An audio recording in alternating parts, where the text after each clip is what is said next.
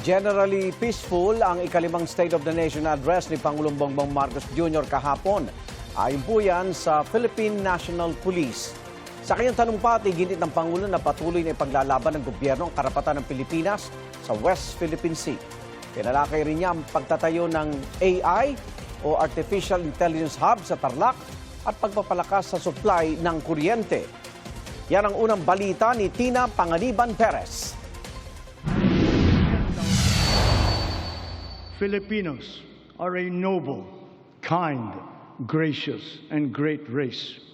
We are not greedy, we are not racists, we are not liars. Matapang ang mga huling salita ni Pangulong Bongbong Marcos sa kanyang ikalimang State of the Nation address. Binigyan siya ng standing ovation sa kanyang tinuran. Hindi tinukoy ng Pangulo ang pinatutungkulan niya, pero binanggit ang anyay banta sa dignidad at respeto sa sarili ng mga Pilipino.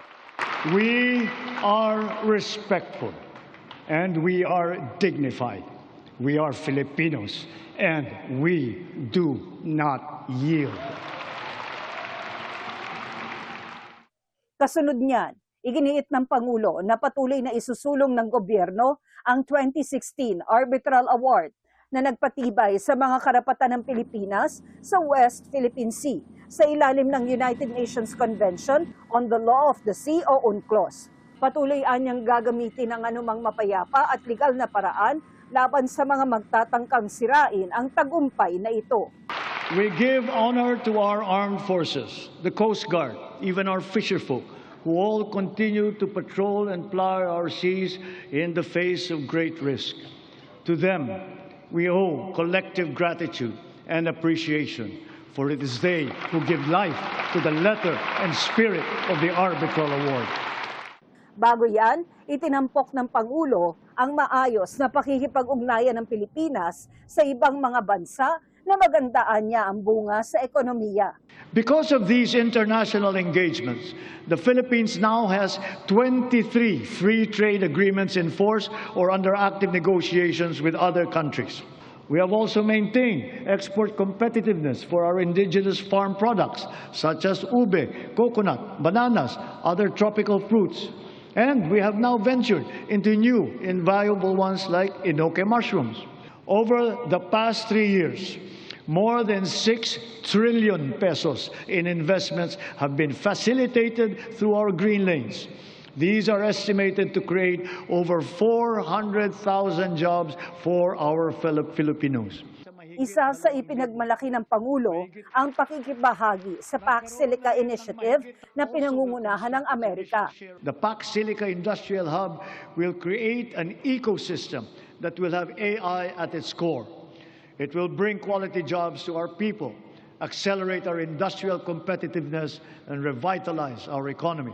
Pero patuloy ang pagpuna ng iba't ibang grupo saan nila'y hindi binabanggit na magiging epekto ng proyektong ito at maaaring idulot na pinsala sa mga lupain, kalikasan at kabuhayan ng mga magsasaka. Ibinida rin ng Pangulo ang anyay malakas na network sa nagkakaisang ASEAN o Association of Southeast Asian Nations. The ASEAN +3 Emergency Rice Reserve System will guarantee emergency rice supply in case of shortage in our domestic production. The ASEAN Digital Economy Framework, led by the Philippines, will harmonize digital rules and enable cross-border digital transaction. Likewise, the Framework Agreement on Petroleum Security for the joint stockpiling of energy assets in the region has been ratified. Nabanggit din ang kauna-unahang spaceport na itatayo sa Cagayan. Cagayan is both geographically and economically primed to serve as our gateway to space and host the country's first spaceport. A sounding rocket launch test is slated for next year. This we will do in partnership with a South Korean aerospace company. Sa sektor ng edukasyon, sabi ng Pangulo, patuloy ang pagpapalakas sa senior high school curriculum. Patunay anya ang tumataas na kalidad ng kolehiyo sa bansa. Ngayon, 140 kolehiyo na ang pumasok na sa World University Rankings. At lagpas kalahati sa kanila ay state at local universities and colleges kung saan libre ang matrikula. Para mahikayat ang kabataan na magtapos ng kolehiyo, ang tanggapan ng Pangulo ay naglaan ng 100,000 piso para sa 5 estudyante sa bawat barangay sa buong bansa.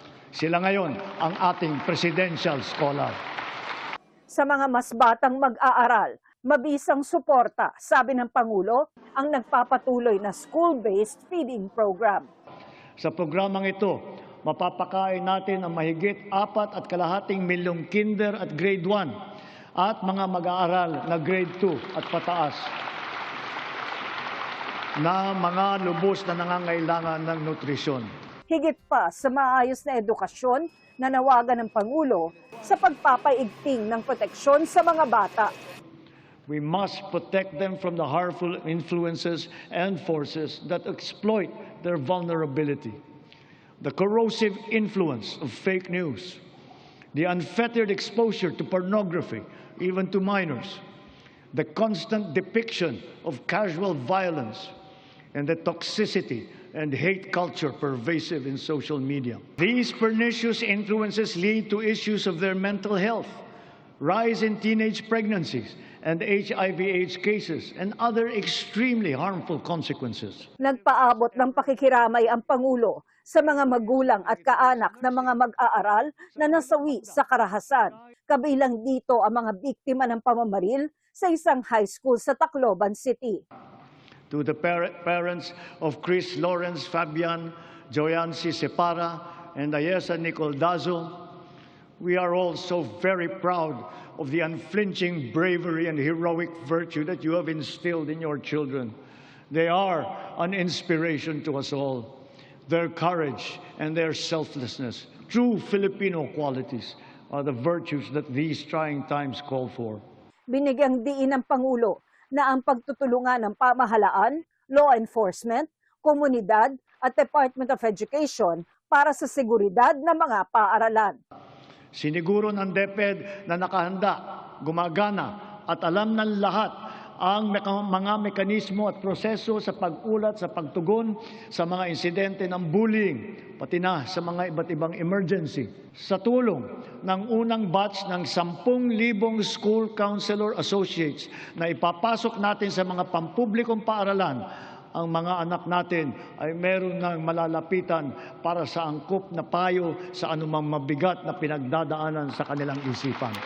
Pinuri ng Pangulo ang kadakilaan ng mga guro at ibinida ang binuksang mahigit 30,000 posisyon para sa kanila. Pinangako ko noong nakalipas na SONA na walang magre-retirong guro na Teacher 1. Ngayon, mahigit 80,000 guro at school head sa pampublikong paaralan ang na-promote gawa ng ating expanded career progression.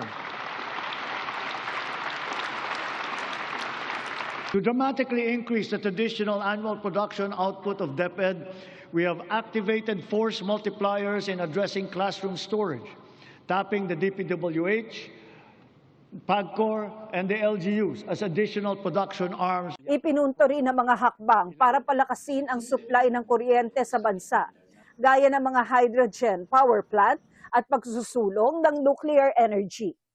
Pushing the envelope further, perhaps it is time for us to revisit nuclear energy production. Titiyakin natin ito ay ligtas.